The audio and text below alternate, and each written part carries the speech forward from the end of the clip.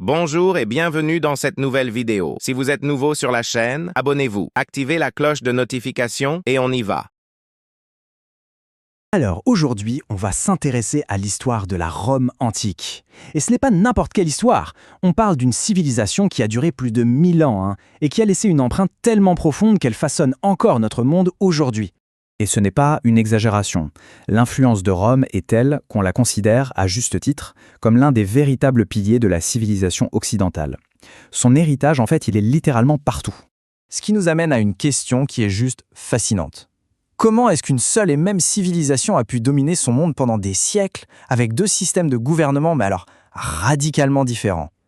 C'est justement cette transformation incroyable qu'on va décortiquer ensemble.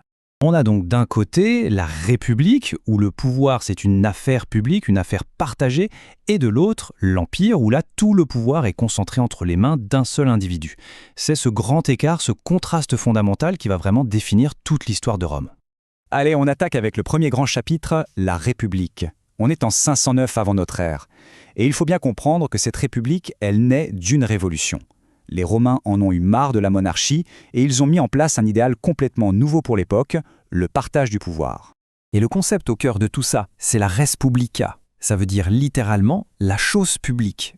L'idée, elle est simple mais révolutionnaire. Le pouvoir, il appartient au peuple. Ce n'est plus et ça ne doit plus jamais être la propriété privée d'un roi. C'est un changement de paradigme complet.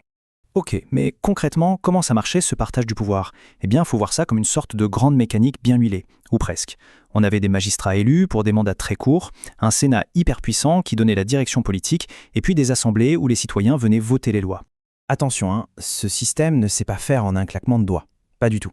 C'est le résultat d'une lutte, mais d'une lutte acharnée, entre l'élite, les fameux patriciens, et le peuple, les plébéiens. Et ce qui est fou, c'est que paradoxalement, c'est ce conflit permanent qui a rendu la République plus forte. Ça l'a forcée à devenir plus juste, plus inclusive, avec des représentants pour le peuple et surtout des lois écrites noir sur blanc, pour que tout le monde puisse les voir. Sauf que l'ironie de l'histoire, c'est que le plus grand succès de la République va aussi causer sa perte. Je parle bien sûr de son expansion territoriale immense. Cette croissance a fini par créer des inégalités mais colossales, des tensions politiques qui sont devenues impossibles à gérer. Et puis, elle a fait naître des généraux beaucoup trop puissants qui ont fini par entraîner Rome dans un siècle de guerre civile terrible.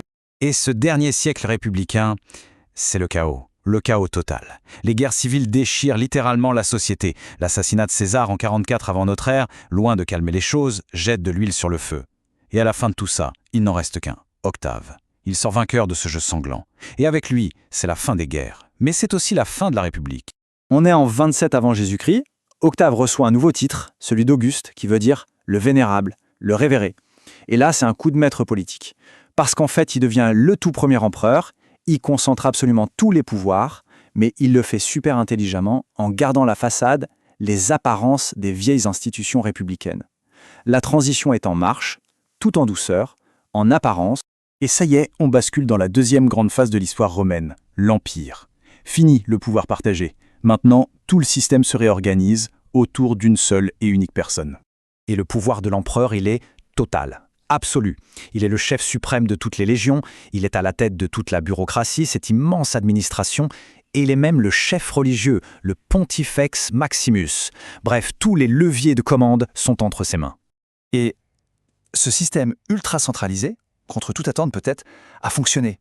Et pas qu'un peu, il a fonctionné de manière spectaculaire pendant 200 ans. 200 ans.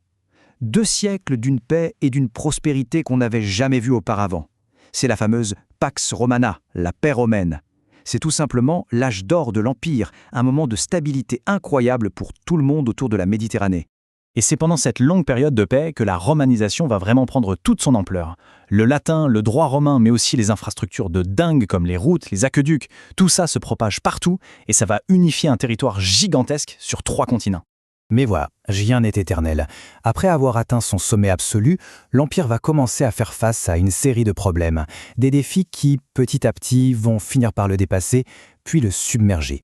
Le tournant, c'est vraiment le 3e siècle. Là, tout commence à craquer de partout. L'économie part en vrille avec une inflation galopante. Politiquement, c'est le chaos avec des empereurs qui se font assassiner les uns après les autres. Et pour couronner le tout, la pression militaire aux frontières devient tout simplement ingérable. Au final, quand on fait le bilan, l'Empire romain d'Occident aura tenu près de 500 ans. C'est énorme. Il naît avec Auguste en 27 avant notre ère et il s'éteint officiellement en 476 quand le tout dernier empereur d'Occident est tout simplement déposé. Alors, au bout du compte, que reste-t-il de ces deux Roms, de ces deux systèmes? Quel est l'héritage, le véritable héritage qu'ils nous ont laissé? En fait, il n'y a pas un, mais bien deux héritages, tous les deux super importants. La République nous a légué les fondations de ce qu'on appelle la citoyenneté, le gouvernement représentatif, l'état de droit, des choses fondamentales. Et l'Empire, lui, nous a laissé des modèles pour l'administration à très grande échelle, pour l'ingénierie et pour l'unification culturelle d'immenses territoires. Et tout ça, ça nous laisse avec une dernière question, une question qui est toujours aussi pertinente aujourd'hui. Au fond, quel est l'héritage le plus fort? Est-ce que c'est l'idéal d'un pouvoir partagé ou bien la stabilité, parfois rassurante, d'une autorité bien centralisée? C'est un débat qui est loin d'être terminé et qui continue de peser sur nos sociétés modernes.